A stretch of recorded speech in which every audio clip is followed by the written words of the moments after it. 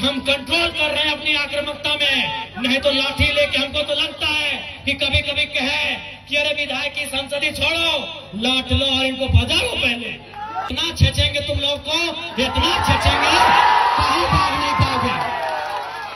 हाँ, बनाएंगे झारखंड को 1970-80 का झारखंड बनाएंगे, जब आप सब पेट में 1 नंबर करते थे। बनाएंगे झारखंड को 1970-80 का झारखंड। हाँ, मैं याद है वो इतिहास कि एक ऑफिसर को हमारे बाप दादा ने पारसनाथ का ढोलकट्टा पहाड़ चढ़ाया था, वो साला आज तक नहीं मिला, कहाँ गए वो? नहीं जाओगे, नहीं निकलोगे बाहर, नहीं जाओगे। अरे तुम्हारी परछाई 24 घंटा साथ नहीं देती है, ये पुलिस का ठिकाना है। एकदम इस बार मुकाबला हर पार का होगा, क्योंकि हमने खून पी रहे हैं। साला झारखंड बनाने के बाद हम लोग खून पी रहे हैं, खून के आंसू रो रहे हैं। बेशरम प्रबंधन वालों, यहाँ दमाद बना के उनको रखे हो जिनका बाबूजी का 1 बित्ता जमीन नहीं गया। तो बोल दे कि विधायक जी आप पब्लिकली बोल दीजिए तो हम बोल देंगे। मैं आपको बता रहा हूँ, इसी कोयलांचल से हमारे नाम से 1.5 करोड़ का सुपारी दिया गया था, लेकिन जिसको दिया गया उस शूटर ने क्या कहा मालूम है कि जयराम महतो में हम अपना बचपन देखते हैं, हम ये सुपारी नहीं लेंगे। ये इस विधायक की बोली ऐसी है। तुम करोड़ों का ठेका लेते हो, तुम अरबों का ठेका लेते हो, और हमारे लोग विदेशों में 12,000 की नौकरी के लिए मर जा रहे हैं। इसीलिए मेरा बोली है कि मार देंगे, फाड़ देंगे, और जरूरत पड़ा तो कबाड़ देंगे, झारखंड की धरती से कबाड़ देंगे। अब हम लोग गेट बंदी करने का काम करेंगे, और याद रखिए गेट बंदी में अगर कोई लाठीचार्ज हुआ, अगर सीआईएसएफ ने लाठीचार्ज किया, झारखंड पुलिस ने लाठीचार्ज किया, तो हम सीआईएसएफ से झगड़ा नहीं करेंगे, हम झारखंड पुलिस से झगड़ा नहीं करेंगे। हम जो भी अफसर अब अंदर में बैठे हैं, बाहर अगर निकल गए तो खदेड़ के मार देंगे। और आपको भी कह दें, बिल्कुल अगर हम लोग धरना में बैठे, यदि गेट जाम हुआ, यदि तालाबंदी हुआ और सीआईएसएफ ने अगर लाठीचार्ज किया, यदि झारखंड पुलिस ने लाठीचार्ज किया, तो हम उनसे पंगा नहीं लेंगे। उसकी लाठी में जितना जोर है वो चलाए। अगर हमारे शरीर में सहने की क्षमता है तो सहेंगे, लेकिन एक भी अफसर अगर गेट से बाहर निकल गया तो गाड़ देंगे। ये भी हम लोग एक भी अफसर बाहर निकल गया, एक भी अफसर अगर बाहर में मिल गया तो उसके साथ वही सलूक करेंगे जो सलूक हमारे साथ किया जाएगा।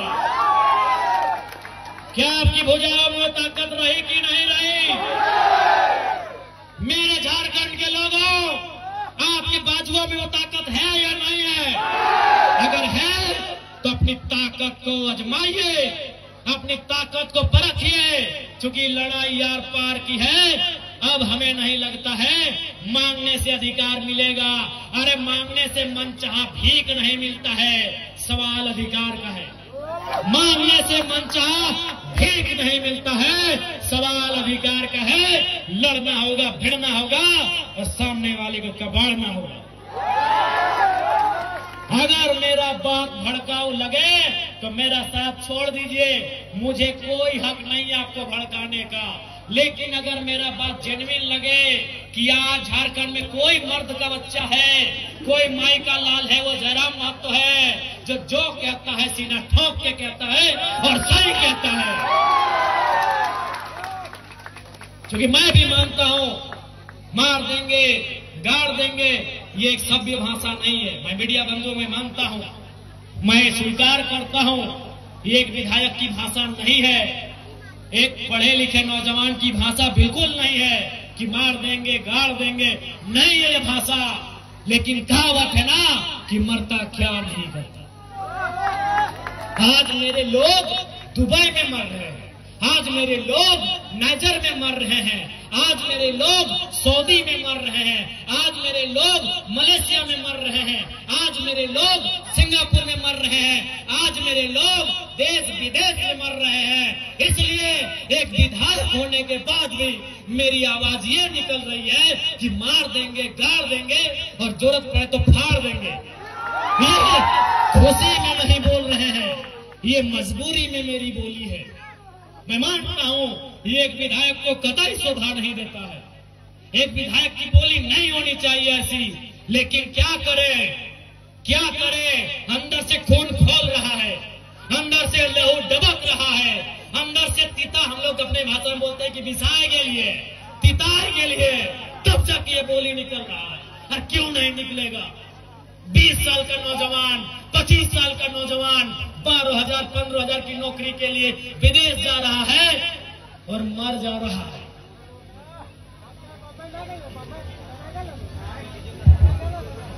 मर जा रहा है। 25 साल का नौजवान, जो 50 लड़के मरे विदेशों में और प्रदेशों में, पिछले 9 महीना में जो 50 भाई मर गए, उनकी उम्र 22 साल से 35 साल के बीच है। किसी का 4 महीना का बच्चा है।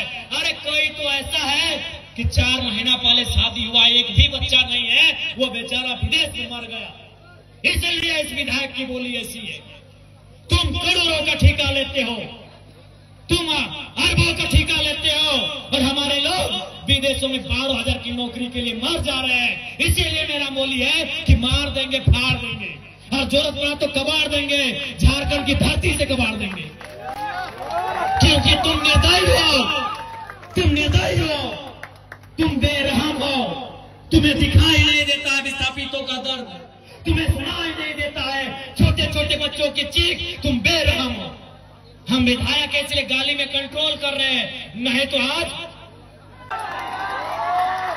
तुम्हें दिखाई नहीं देता है रेतों की पीड़ा, इनका आंसू, इनका तकलीफ। आज रेतों के बच्चे प्रदेशों में हैं, विस्थापितों के बच्चे विदेशों में हैं, और क्या 12,000 15,000 की नौकरी के लिए मर जा रहे, बुरी तरह मर जा रहे हैं। शरीर देखने लायक नहीं होता है जब वो आता है। मां इनकार कर देती है हल्दी देने से।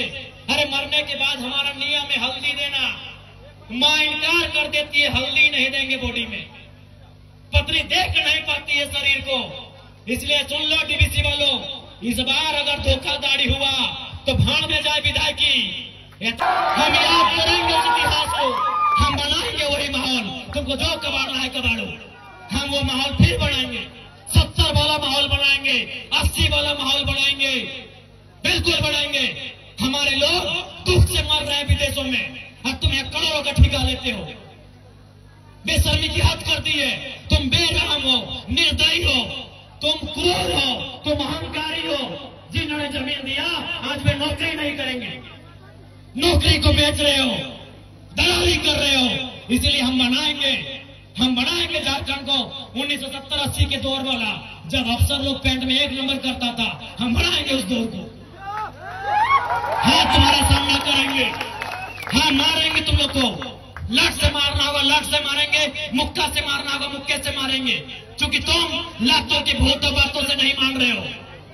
तुम याद करो बेशर्मो 1991 की वार्ता को, याद करो डीवीसी के बेशर्मो, बेरहमो, याद करो 1991 की वार्ता को। क्या हुई थी वार्ता? बेरहम लोगों, तुमने नहीं माना वार्ता को। हम ठेका लिए राजा हरिचंद मरने का, हमने ठेका लिया है।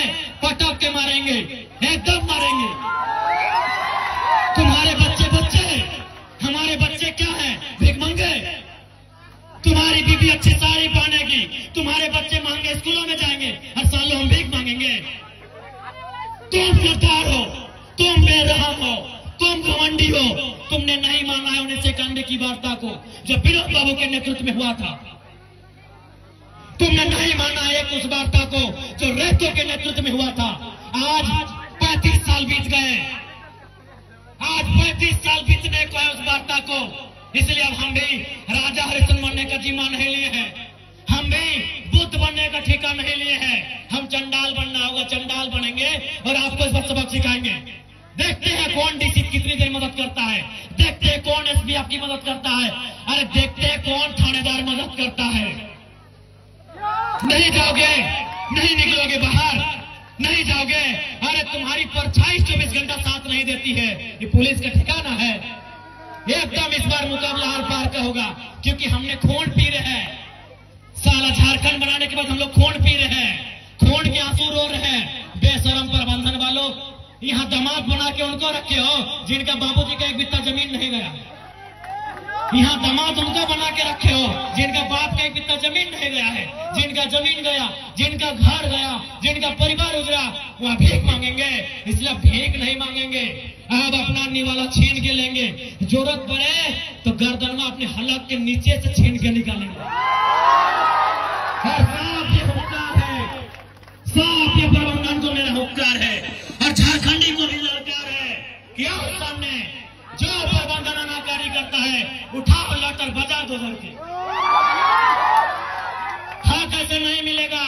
अरे तुम क्या सोचते हो झारखंड फ्री में मिला? जब झारखंड ऐसे नहीं मिला तो नौकरी ऐसे मिलेगा? मिलेगा ऐसे? झारखंड ऐसे मिला?